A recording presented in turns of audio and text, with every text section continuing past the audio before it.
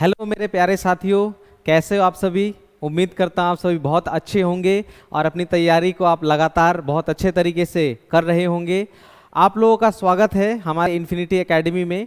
और मैं पिनांत पन्ना आप लोगों के लिए आज बहुत ही इंटरेस्टिंग और बहुत ही एग्ज़ाम में आने वाला काफ़ी इम्पोर्टेंट चैप्टर जो वर्बल रीजनिंग में आता है, कैलेंडर, वो मैं आज आप लोगों के लिए लेकर आया हूँ। इसको आपको अच्छी तरीके से सीखना है। क्यों? क्योंकि ये पुलिस के एग्ज़ाम के पॉइंट ऑफ व्यू से बहुत ही ज़्यादा इम्पॉर्टेंट है।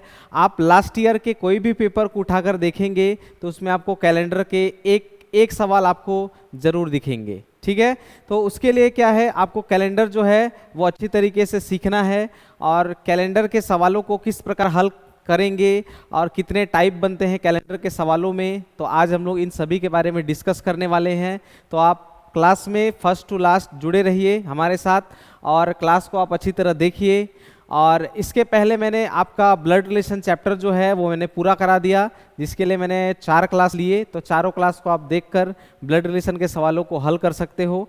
और आज मैं आप लोगों के लिए नया चैप्टर कैलेंडर जो है ये स्टार्ट करने वाला हूँ। ये पुलिस के एग्ज़ाम के लिए बहुत ही ज़्यादा इम्पोर्टेंट है। ठीक है, तो इसको स्टार्ट करते हैं।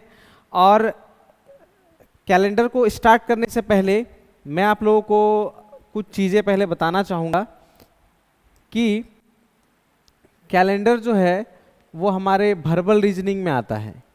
ठीक है, 2 तरह के रीजनिंग होते हैं, एक होता है वर्बल, एक होता है नॉन वर्बल। ठीक है, 2 तरह के रीजनिंग होते हैं, एक होता है वर्बल, एक होता है नॉन वर्बल। 2 तरह के रीजनिंग में वर्बल में ऐसे चैप्टर्स होते हैं, ऐसे टॉपिक्स होते हैं जो कोई पर्टिकुलर रूल डिफाइन करते हैं। ठीक है, पर्टिकुलर रूल कहने का मतलब कोई खास नियम जिसको बदला नहीं जा सकता। जैसे आज मैंने एक टॉपिक लिया है कैलेंडर। कैलेंडर में आपको मालूम होगा जो साल, जो डेट, जो ईयर, जो दिन, वो सब जो दिया होता है उसको मैं अपने हिसाब से चेंज नहीं कर सकता, उसको कस्टम नहीं बना सकता। ठीक है, तो इसीलिए वर्बल रीजनिंग के अंदर कैलेंडर आता है। और नॉन वर्बल रीजनिंग के अंदर ऐसे ऐसे चैप्टर्स आपको देखने को मिलेंगे जो आपके कोई पर्टिकुलर रूल को डिफाइन नहीं करता, वो अपने मन से भी बनाया जा सकता है। ठीक है, यानी एग्जामिनर का जैसे मन करेगा वैसे वो क्रिएट कर सकता है। ठीक है, तो चलते हैं आगे और स्टार्ट करते हैं बहुत बेहतरीन तरीके से। आप हमारे क्लास को शेयर करें अपने दोस्तों के साथ और लाइक और कमेंट भी ज़रूर करिएगा अगर कोई सवाल का जवाब मैं पूछूं तो। ठीक है, चलिए बढ़ते हैं आगे। आगे मैं अगर कैलेंडर की बात करूं तो कैलेंडर में बेसिकली साल, मंथ और दिन के बारे में हम लोगों को जानना पड़ेगा। ठीक है, तो सबसे पहले साल की अगर मैं बात करूं तो साल जो है वो 2 प्रकार के होते हैं। ठीक है, साल होते हैं 2 प्रकार के, एक होता है नॉर्मल ईयर और एक होता है लीप ईयर। ठीक है, 2 प्रकार के ईयर होते हैं, जिसमें पहला हम लोग का जो दिख रहा है 1 नंबर में नॉर्मल ईयर, जिसको हिंदी में कहते हैं साधारण वर्ष। ठीक है, और यहाँ पे नोट्स जो है वो हिंदी में लिखा हुआ है, तो आप इसको समझकर, आप मैं जो बोलूँगा उसको समझकर अपनी भाषा में उसको आप नोट कर सकते हो। ठीक है, तो मैं यहाँ सबसे पहले लिखा हुआ है कि नॉर्मल ईयर जो है वो साधारण वर्ष जो है क्या होता है, कैसे पहचानेंगे कौन सा नॉर्मल ईयर है कौन सा लीप ईयर है, कैसे पहचानेंगे। इसके लिए एक लाइन मैंने यहाँ पे नोट में लिखा है कि जिसके लास्ट, ठीक है, जिसके लास्ट के 2 अंक 4 से पूरा ना कटे वह नॉर्मल ईयर होता है। ठीक है, यानी नॉर्मल ईयर कहने का मतलब क्या है, ईयर जो है वो बेसिकली आपके 2 प्रकार के हो गए ईयर।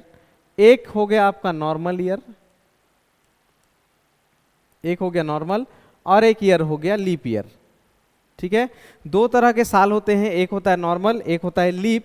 अब कैसे पहचानेंगे कि नॉर्मल है या लीप है, तो नॉर्मल को पहचानने के लिए वहां लिखा है जिसके 2 आखिरी के नंबर, ठीक है, जिसके 2 आखिरी के नंबर 4 से पूरा ना कटे, यानी 4 से नहीं कटेगा तो वो नॉर्मल ईयर है।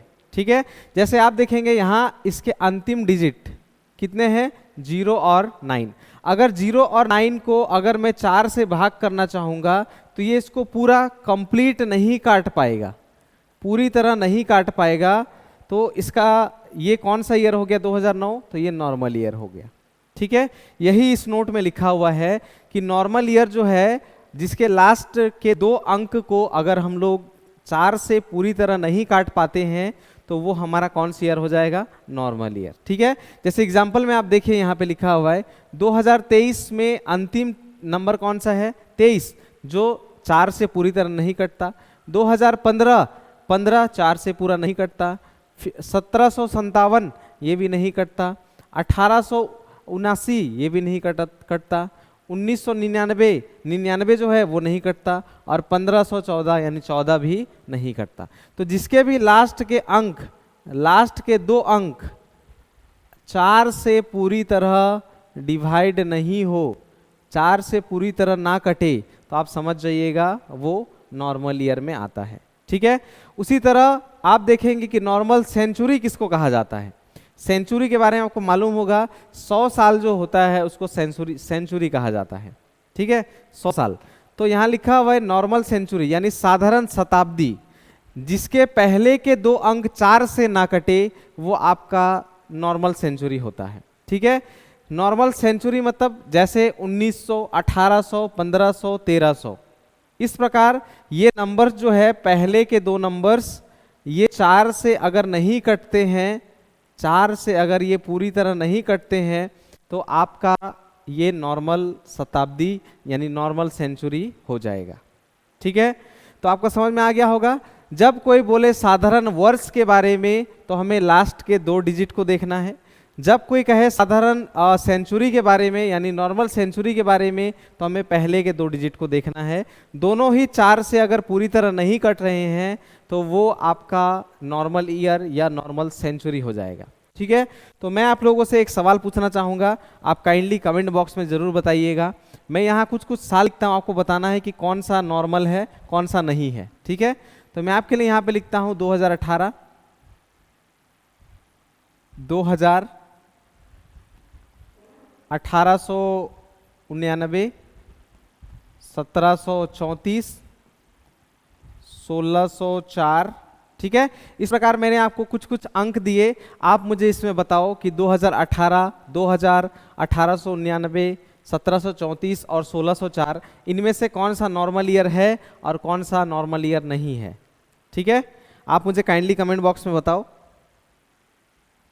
ठीक है, चलिए बहुत लोगों ने जवाब दिया है इसका, चलिए बहुत बढ़िया। अच्छा, कुछ वीडियो का प्रॉब्लम है क्या? ओके, क्लियर है अभी? ठीक है, आप देखिए 2018 हमारा ईयर में आ गया, 2000 हमारे शताब्दी में आ गया, ये 1889 हमारा ईयर में आ गया, 1734 ईयर है, 1604 ये सब ईयर है। ठीक है, तो 2018 जब ईयर की बात आए तो लास्ट के 2 डिजिट, ठीक है, साल के बारे में बात हो, वर्ष के बारे में बात हो तो लास्ट के 2 अंक, ठीक है। और अगर शताब्दी यानी सेंचुरी की बात हो तो फर्स्ट के 2 अंक, ठीक है। तो यहां देखेंगे हम लोग कि 18 जो है, 18 जो है वो क्या 4 से पूरी तरह कटेगा? 4 से ये 18 पूरी तरह नहीं कटता, तो ये कौन सा ईयर हो जाएगा? नॉर्मल ईयर, ठीक है। उसी तरह 2000 ये तो सेंचुरी है, सेंचुरी में हमेशा पहले 2 नंबर को देखना होता है, तो ये कौन सा ईयर हो गया? ये 4 से पूरी तरह कटता है तो ये नॉर्मल ईयर नहीं है, ठीक है। उसके बाद ये साल है तो 89, ये 4 से पूरी तरह नहीं कटता, तो ये कौन सा ईयर हो गया? नॉर्मल ईयर हो गया, ठीक है। उसी तरह 34, 34 ये भी साल है 1734, ये भी नहीं कटेगा तो ये भी क्या हो जाएगा? Normal year. उसी तरह 04 1604 भी ईयर में आता है, जबकि 04 कटता है तो ये क्या हो जाएगा? नॉर्मल ईयर में नहीं आएगा, ठीक है। तो बहुत लोगों ने इसका जवाब जो है बिल्कुल सही दिया। तो आपको पहचानना है, अगर साल दिया हो तो लास्ट के 2 अंक को देखना है जो 4 से पूरा कटे या ना कटे। शताब्दी में देखना है आपको फर्स्ट के 2 अंक को, ठीक है। 4 से पूरी तरह नहीं कटेगा तो नॉर्मल ईयर, ठीक है। चलिए, और नॉर्मल ईयर के बारे में मैं कुछ खास बात आप लोगों को और बता दूं कि नॉर्मल ईयर जो है उसमें 365 दिन होते हैं, ये सभी को मालूम होगा। और नॉर्मल ईयर में आपके 52 वीक्स और एक दिन होता है एक्स्ट्रा। साधारण वर्ष जिस दिन से शुरू होता है उसी दिन खत्म होता है, ये साधारण वर्ष का खास बात है। क्या बात है?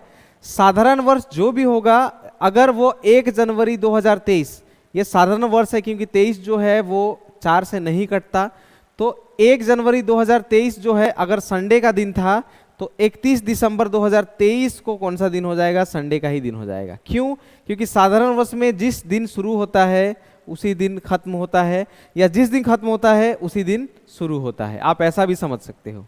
ठीक है, तो साधारण वर्ष में आपको ध्यान रखना है कि 1 जनवरी कोई वर्ष साधारण है तो जिस दिन से शुरू हुआ है लास्ट उसका अंतिम दिन भी वही होगा। ठीक है, चलिए, तो आपको आई होप समझ में आ गया होगा। ठीक है, जैसे एग्जाम्पल में और एक मैं बताना चाहूंगा आपको। जैसे मैं एक डेट दिया आपको, उसमें मैंने लिख दिया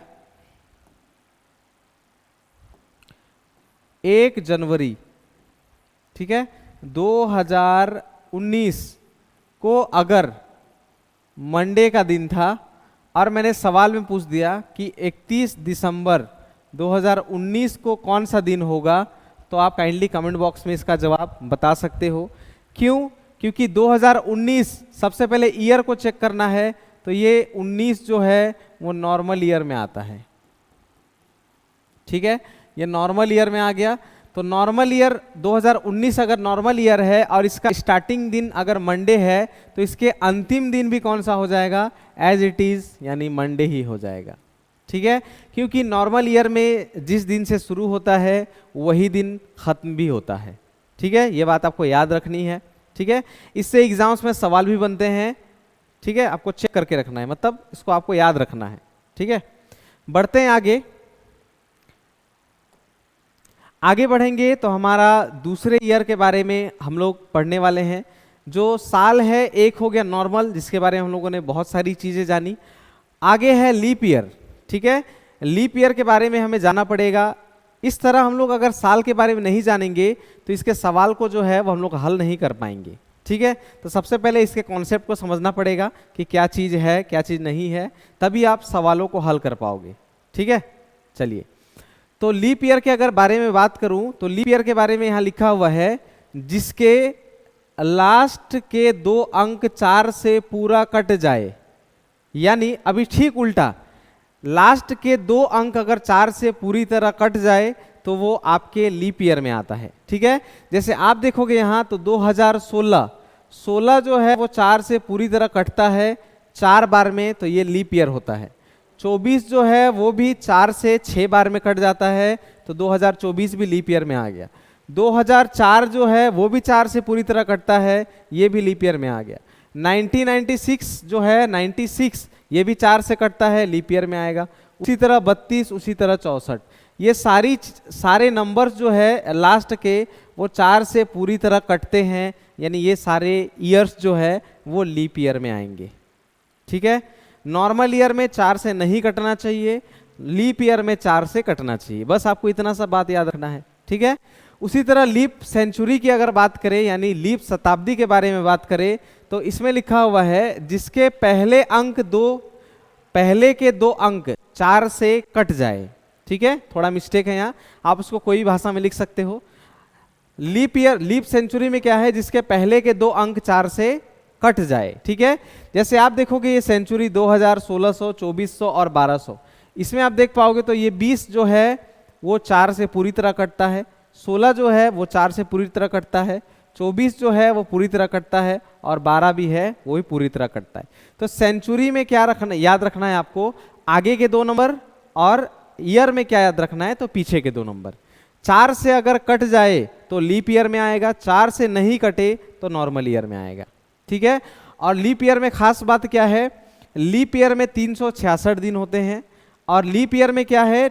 52 वीक यानी 52 वीक होते हैं, और 2 दिन इसमें जोड़े जाते हैं। ठीक है, तो लीप वर्ष जिस दिन शुरू होता है उसके अगले दिन समाप्त होता है। ठीक है, इसकी खास बात क्या है? अगर लीप ईयर 1 जनवरी 2004 लीप ईयर में आता है, अगर ये संडे से स्टार्ट हुआ है तो 110% 31 दिसंबर 2004 को कौन सा दिन होगा? मंडे। एक दिन आगे चला जाता है, ठीक है। या 31 दिसंबर मंडे दिया हुआ है तो अगर 1 तारीख का पूछे तो ठीक उल्टा एक दिन पीछे चले जाना है, ठीक है। जैसे मैं एग्जाम्पल पे आप लोग को बताना चाहूंगा, जैसे मैं यहाँ एक डेट लिखता हूं, एक डेट मैंने लिख दिया यहाँ पे 1 जनवरी, 1 जनवरी, ठीक है। एक सेकेंड,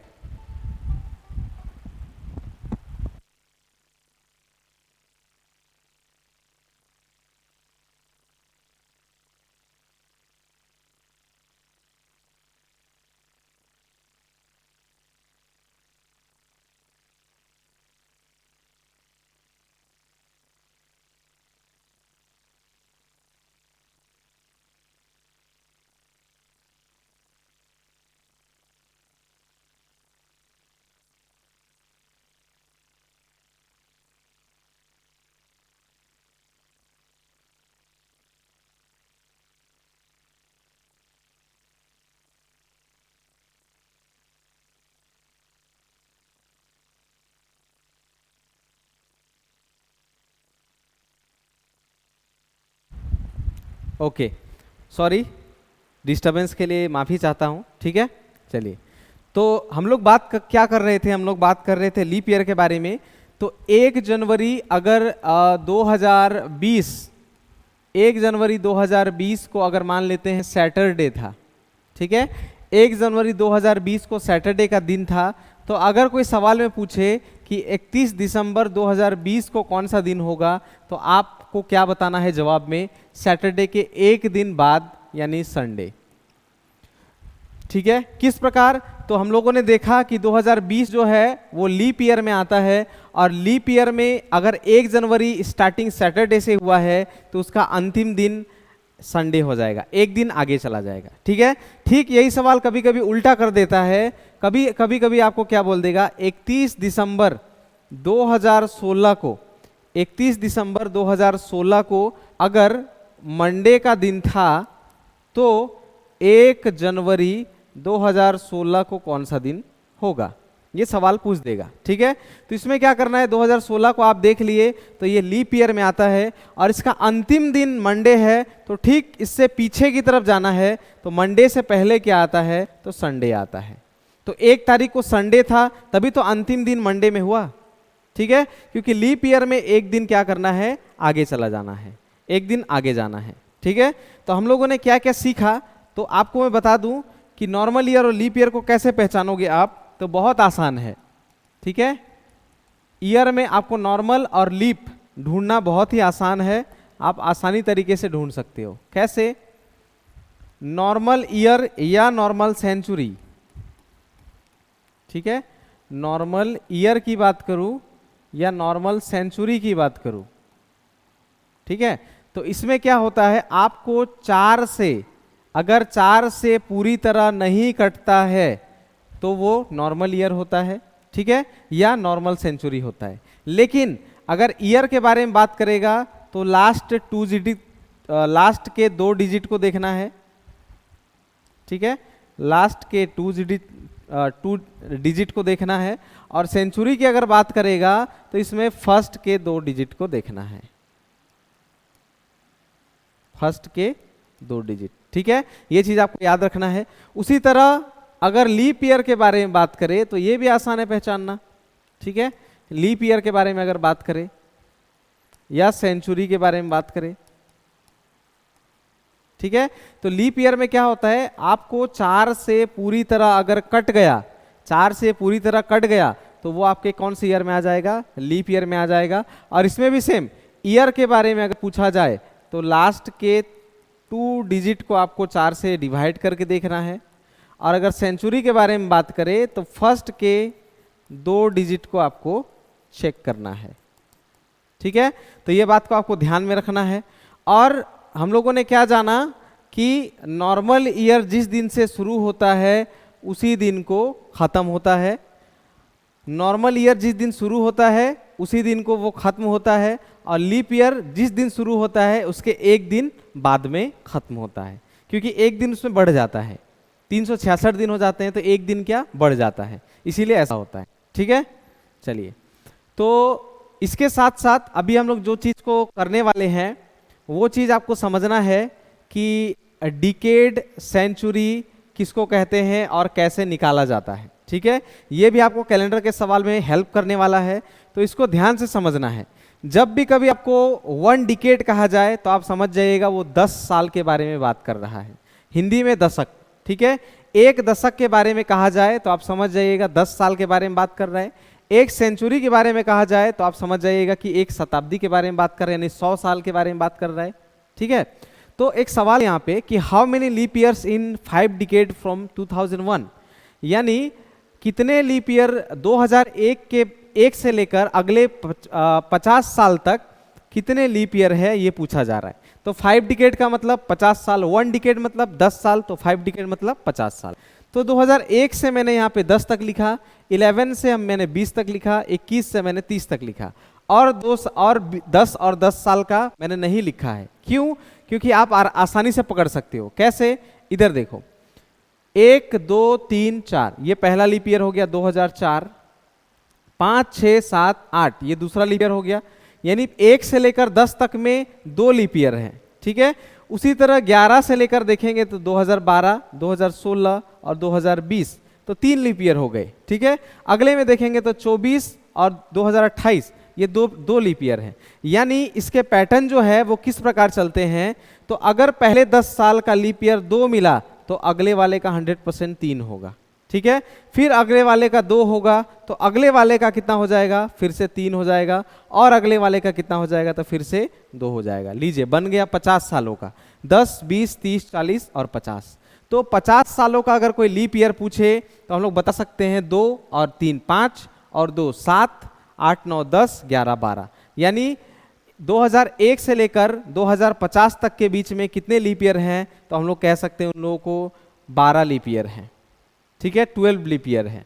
उसी तरह 20 ईयर में कोई अगर पूछेगा तो 110% लीप ईयर कितने होंगे, 5, क्योंकि पहले अगर 2 है बाद में अगर 3 है, या पहले 3 है बाद में 2 है, दोनों को जोड़ने से अगर 5 ही होता है। ठीक है, उसी तरह 40 साल का कोई पूछे तो 10 लीप ईयर होते हैं, 60 साल का कोई पूछे तो 15 लीप ईयर होते हैं, 80 साल का कोई पूछे तो 20 लीप ईयर होते हैं, 100 साल का कोई पूछे तो 25 लीप ईयर होते हैं। ठीक है, तो इस प्रकार लीप ईयर्स को आपको पहचानना है कि कितने लीप ईयर्स कितने साल में होते हैं। ठीक है, लेकिन इसी के बीच आपको कहा जाए कि 30 साल का लीप ईयर कितना है, ठीक है, 50 साल का लीप ईयर कितना है, 70 साल का लीप ईयर कितना है, 90 साल का लीप ईयर कितना है।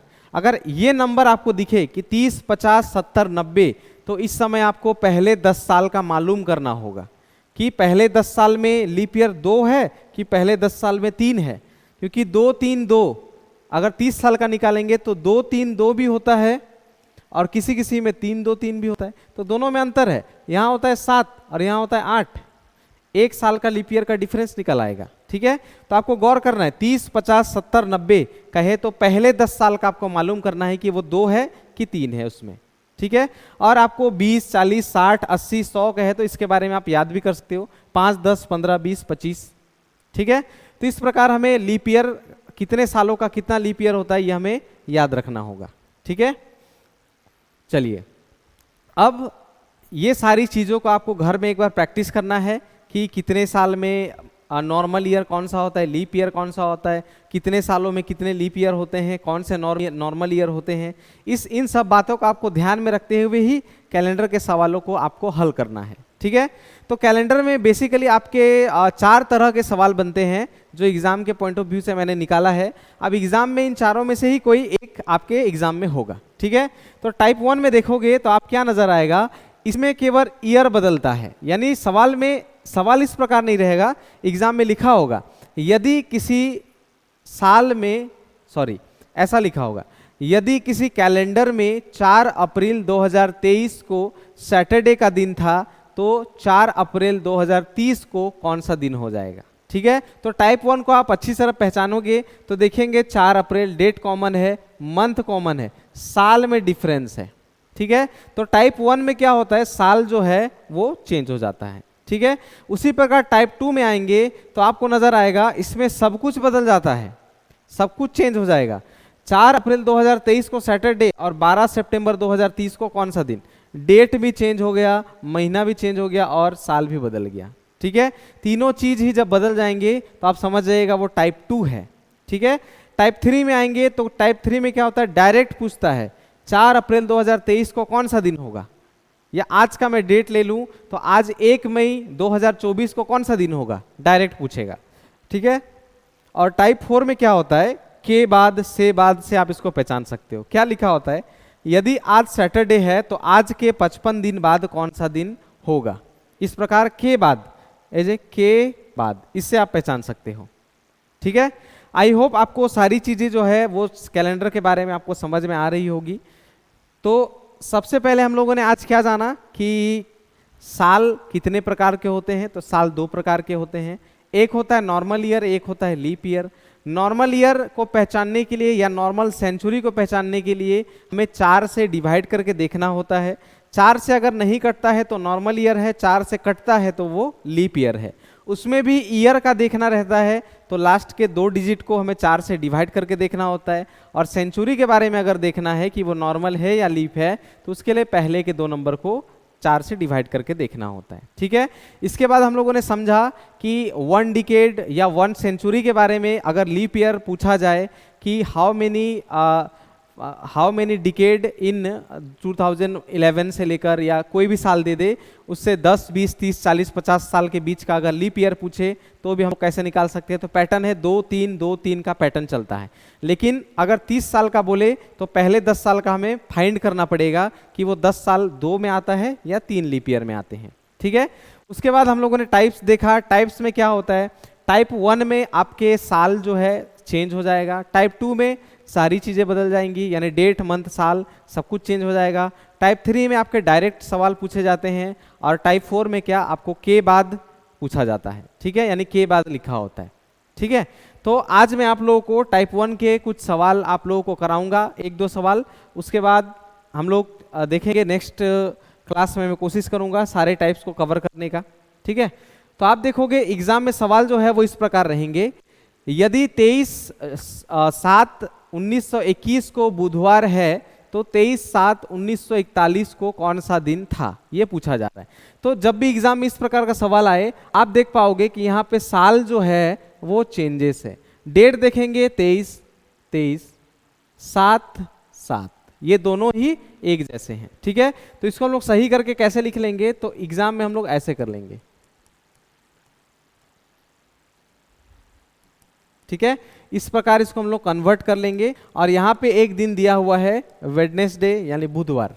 ठीक है, अब इस सवाल को हल कैसे करेंगे, तो टाइप 1 के सवालों को हल करने के लिए आपको 2 चीज ध्यान में रखना है। पहली चीज जो है वो है आपका ईयर डिफरेंस। ठीक है, पहली चीज क्या है आपको जो निकालना है वो है ईयर डिफरेंस, और दूसरी चीज जो आपको निकालनी है वो है लीप ईयर। ठीक है, अब किस प्रकार निकालनी है तो आप ध्यान से देखिएगा। ईयर डिफरेंस कहने का मतलब आप साल देख रहे हो 1921 दिया है और 1941 दिया है।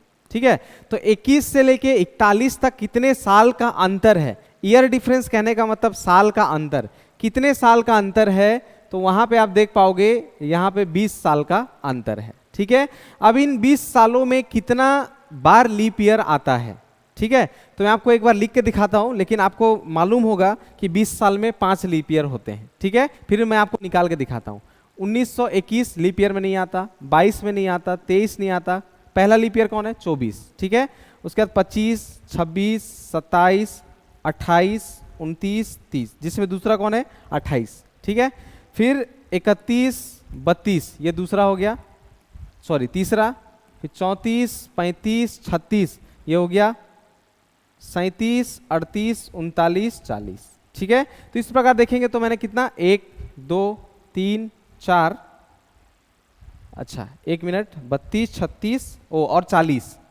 ठीक है, 40, ये भी 4 से पूरा कटेगा, तो यहाँ पे कितने लीप ईयर हो गए, 5। लेकिन मैंने आपको पहले ही यहाँ बताया है, आप देख सकते हो इसमें। ठीक है, इसमें आप देख सकते हो 20 ईयर में कितने लीप ईयर होते हैं, 5। ठीक है, तो 20 ईयर में कोई कंफ्यूजन नहीं है, 20 में होते हैं 5। ठीक है, तो लीप ईयर में क्या लिखना है, यहाँ पे लिख देना है आपको 5। ठीक है। तो मैंने कैसे ईयर डिफरेंस निकाला और कैसे लीप ईयर निकाला आपको समझ में आ गया। यहाँ साल का अंतर देखा, 20 साल का अंतर है और इन 20 साल के अंतर में लीप ईयर कितना बार है, 5 बार।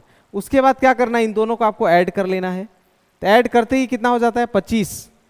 ऐड कर देंगे कितना हो जाएगा, 25। ठीक है।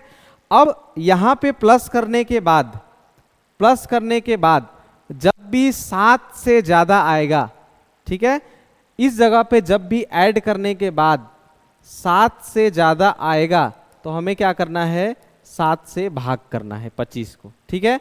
तो जब भी 7 को हम लोग 25 को भाग देंगे 7 से, तो 7 तिया 21 होता है। बच गया कितना, 4। हमेशा याद रखना है ये जो बच गया इसको रिमाइंडर कहते हैं और यही आपका सवाल का जवाब निकाल के देगा। ठीक है, ये याद रखना है रिमाइंडर को, रिमाइंडर। ठीक है, तो ये याद रखना है। तो कितने बच गए हमारे पास, 4 बच गए। अब कैसे जवाब निकालेंगे, तो इधर ध्यान से देखिएगा। कौन सा दिन दिया हुआ है, बुधवार। तो बुधवार से हमें 4 आगे की तरफ गिनना है। क्यों 4, क्योंकि हमारा रिमाइंडर बच गया। 5 बचता तो 5 गिनता, 3 बचता तो 3 गिनता। ठीक है, तो वेडनेसडे से 4 आगे गिनेंगे तो थर्सडे, फ्राइडे, सैटरडे और संडे, यानी 1941 को कौन सा दिन था, तो संडे का दिन था। तो इसका करेक्ट जवाब क्या हो जाएगा, संडे। ठीक है, आई होप आपको समझ में आया होगा। और अगले वाले सवाल से आपको और भी अच्छी तरीके से समझ में आ जाएगा कि इसमें कहा गया है 6/11/2001 और 6/11/2011, इसके बीच एक का दिन दिया हुआ है और दूसरे का पूछा हुआ है। ठीक है, तो क्या करेंगे, सबसे पहले हम लोगों को करना है ईयर डिफरेंस। ठीक है, यानी साल का अंतर। साल का अंतर अगर हम लोग निकालेंगे तो 2001 से 2011 के बीच में 10 साल का अंतर है। ठीक है, और उन 10 सालों के बीच कितनी बार लीप ईयर है ये भी आपको निकालना है, क्योंकि टाइप 1 में आपको 2 ही चीज निकालना है, एक ईयर डिफरेंस और एक लीप ईयर। ठीक है, तो देखेंगे 2001 से लेकर 2011 तक कितने बार लीप ईयर है। तो एक मिल गया हमें 2004। ठीक है, दूसरा एक मिल गया 2008। ठीक है, और नीचे कोई भी नहीं है। 1 से लेकर टोटल 11 तक में 2 ही लीप ईयर मिले, एक 2004, एक 2008। कैसे, ये भी 4 से कटेगा, ये भी 4 से कटेगा। ठीक है, तो लीप ईयर कितने मिले, 2। अब इन दोनों को ऐड कर लेंगे हम लोग, तो ऐड कर लेंगे तो 12 हो जाएगा। 7 से ज्यादा है यानी इसको 7 से डिवाइड करना पड़ेगा। तो 7 दूना तो बहुत ज्यादा हो गया, 7 एकम 7 करेंगे तो बच जाएगा हमारा 8, 9, 10, 11, 12, बच जाएंगे हमारा 5। बचा वाला हमेशा जवाब देगा, इसी का काम है हमें, और इसको कहते हैं रिमाइंडर। ठीक है, तो 5 कहाँ से गिनना है, तो कौन सा दिन दिया हुआ है, तो मंगलवार दिया हुआ है। तो मंगलवार से आगे की तरफ 5 गिनेंगे। तो मंगलवार के बाद बुधवार, फिर बृहस्पतिवार, शुक्रवार, शनिवार और रविवार, यानी इस दिन कौन सा दिन था, तो रविवार का दिन था।